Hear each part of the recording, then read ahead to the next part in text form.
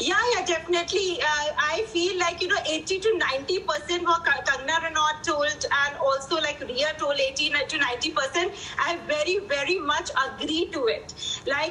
Because I feel this whole industry in the mask of saying good things are doing actually dirt. So they are lot into all these things, and then there is casting couch, and there is lot of other things which is actually in it, like only the drug thing is exposed, but now lot other things will be exposed, which actually society will be shocked, why we used to follow them as idols. So in that case, these are the people. Akashdeep, I want to ask you, Bollywood, is it in a state of denial? Because seniors have come out and said, ये एक attempt है बदनाम करने के लिए.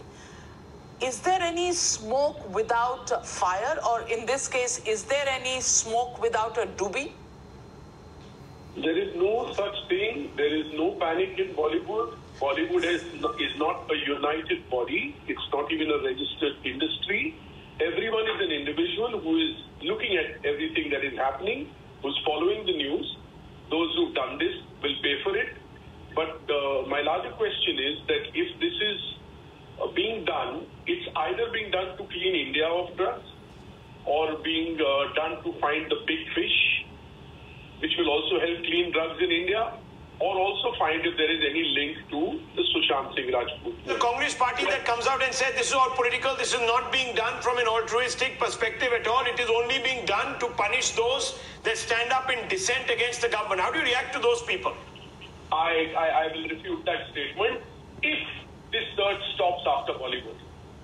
Because drugs is not a problem in Bollywood.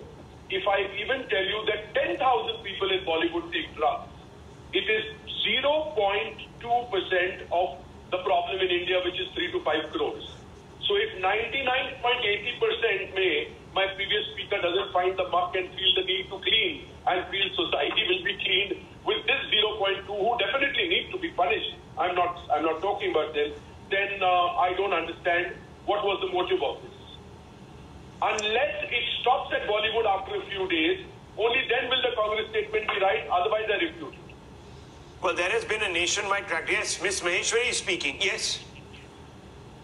There's one more thing, a very important point, these people also trapped, because all this, drugs are coming from Middle East countries or Pakistan, whatever you say, all these Middle East countries. And see, even if, I tell you, if we take only 1 gram of drug, I'm giving advice to these so-called drug addicts, these Bollywood people. If we are taking 1 gram drug, where we are giving this money to? We are giving this money to all these people to buy weapons, and who gets this shots? It is our Indian soldiers on LAC and LOC which actually are killed through these weapons. Well, so yes, narco-terrorism is the real issue also, which we can't put it, out of our minds when we are talking about drugs and the prevalent use of drugs. You're right, Akashdeep, that it's not only in Bollywood, but what's the problem if the cleanup begins from one place or another?